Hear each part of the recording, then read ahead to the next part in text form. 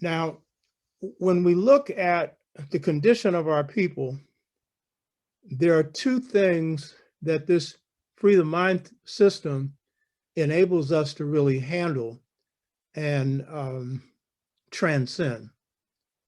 One is the ghost of enslavement. We talked about this before. We're going to go into some other aspects of this in terms of drawing from the strengths of our culture.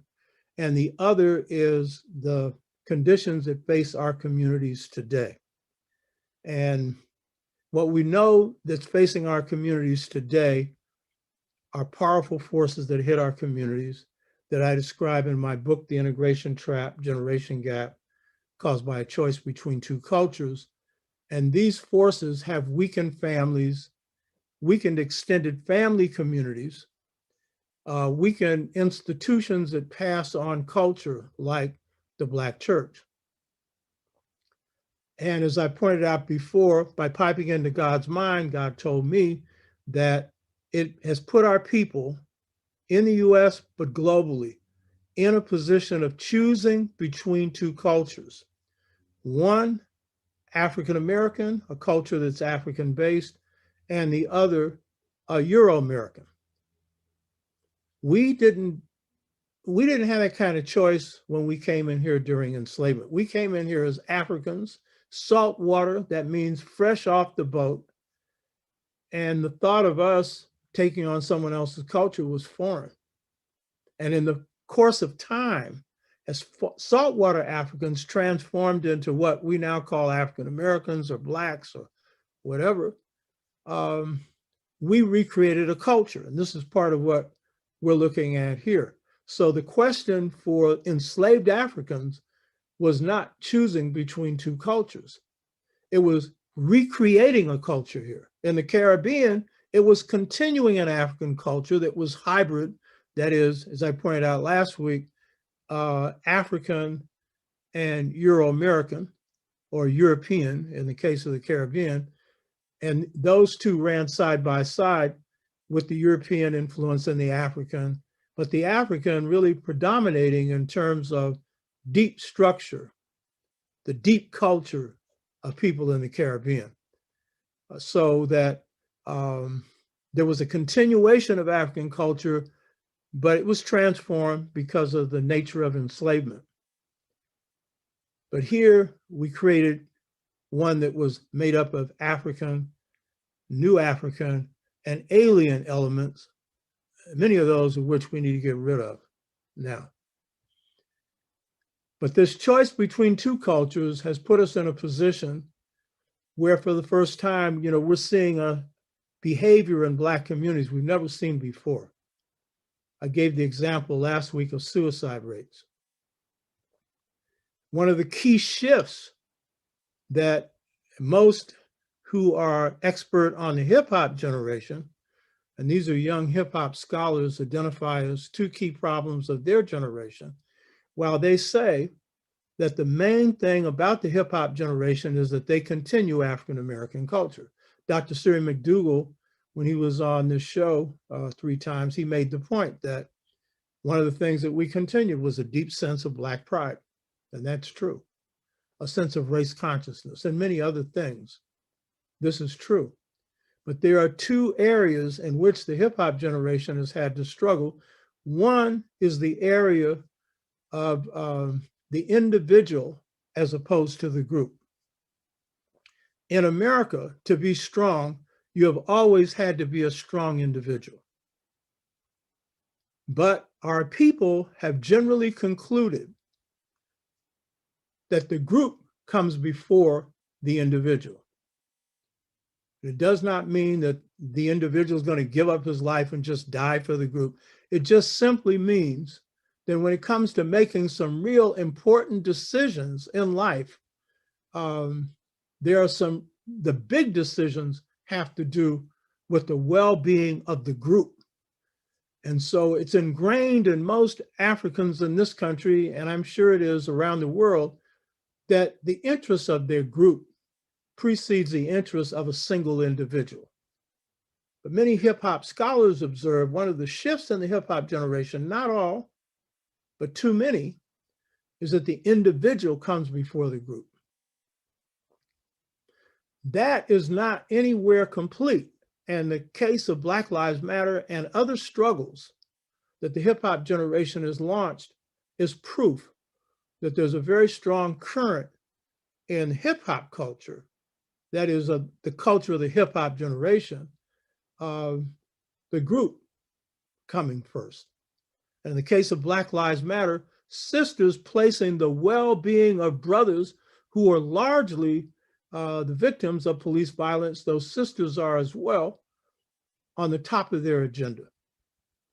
And so that means not only is the group coming first, they're not making sexual distinctions. And none of us should. And so we need this transformation to heal this. Because the truth of the matter is, we don't make any progress as individuals in this country. Everything we basically have gained as a people have come through what our people as a whole have done, or large numbers of our people have done.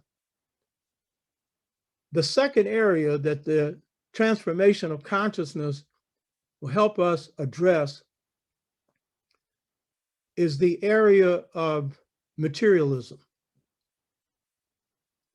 One of the real beautiful things that comes out of African American or New African culture is this value for human life, humanistic values, the value for Black life, and the value for the lives of all people. And so it's been basic to Black teachings and Black families is people before money. People before money. This is fundamental. This is the core African and African American cultural principle. We live by it. But now, those who are expert on hip hop culture observe, I'm not an expert, but I observe it as well, that when it comes to this choice, due to the intrusion of media, due to all of the corporate values that are hitting Black communities and other communities as well, but at a time in which families and extended family communities and Black communities are severely weakened, then our youth are more vulnerable to these outside forces. And one of the biggest ones is materialism. And so too many of the hip hop generation, when it comes to a choice between material things, money in particular, and human life, too many place the material first. And interestingly enough, in situations in which they hardly ever see any anyway. And so this is something that, again, by drawing from our roots, the deepest aspects of our roots, we can begin to renew this culture and strengthen it and see that we don't become ugly, because anyone who is just basically about glitter and has no interest or very little interest in human life, they've lost their humanity. And I'm not saying that just because someone has this value, they've lost their humanity, but it is a serious erosion in our culture that enslaved Africans didn't experience for the most part. So therefore, in the free of mind system of methods and systems for strengthening African and African identity transformations, we have to go back to roots. We have to draw from the roots, from the foundation of our culture. Very often when we do this, we start with ancient Kemet, ancient Egypt. Kemet, as I pointed out before, KMT, we don't know how the language was spoken, so we add the vowel KEMET. It's portrayed in the writings of ancient Kemet as charcoal black, usually as a Black person, meaning the Black people, which is the meaning of Kemet. Usually when we go to these roots, we usually start with Kemet. But anyone that knows me knows that I like to go back to the very beginning.